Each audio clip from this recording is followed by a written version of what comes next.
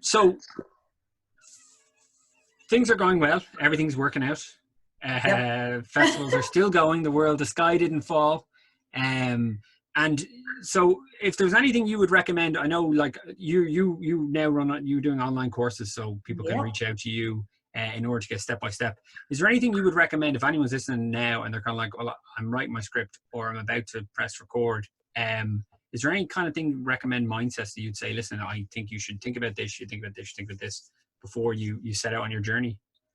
My advice would definitely be, have you thought of the end result before pressing record? Yeah. It really is like, what is the bigger picture here? The shorter picture is making the movie. You can do that, in a few days and edit it in a couple of months or whatever. But what's the reason behind making this? What do you want to do with it? There's a reason behind making a film, whether it's an independent movie.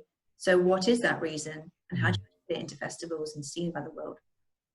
Yeah, and I think I can't speak for everyone, but I think for a lot of times people are just like, oh, I'd love to make a movie, and that's about as far as their thought goes. So what's your why? What's the why driving you to do that?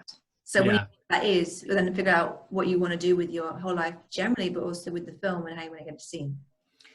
Yeah, because there's a whole and the thing I find is that you're using actors, you're using crew, so. A lot of times when somebody makes something and they don't pursue it or follow up on it, I always feel you kind of owe it to the people who came on board to get it out there for, even if not for yourself, for them to do the best you possibly can to spread that around, because it might necessarily be your journey, but the actor that you hired to scale, he might get, I mean, I worked with an actor once, just a side story, and he never got cast to do comedy, and I cast him in a comedy.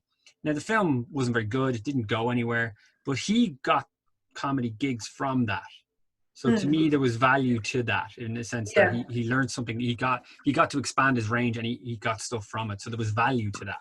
So I always feel that if you're going to embark on that sort of journey, you're right. You need to understand where it is you're going. And if you're not willing to take it that far, maybe, but you've got to take in mind that there's a cast and a crew and there's people there and there's a value to them, you going that extra distance and having a plan. But at the end of the day, you shouldn't really want people to see your film. So if you can come up with a plan or get someone like yourself to come in and establish that plan for you. I'm a big believer in outsourcing anything you don't feel comfortable doing. Delegate. That's, if you don't feel comfortable doing something, straight away delegate it, because if that's their singular priority, you don't have to worry about it and you can focus on what it is you enjoy, which is making movies.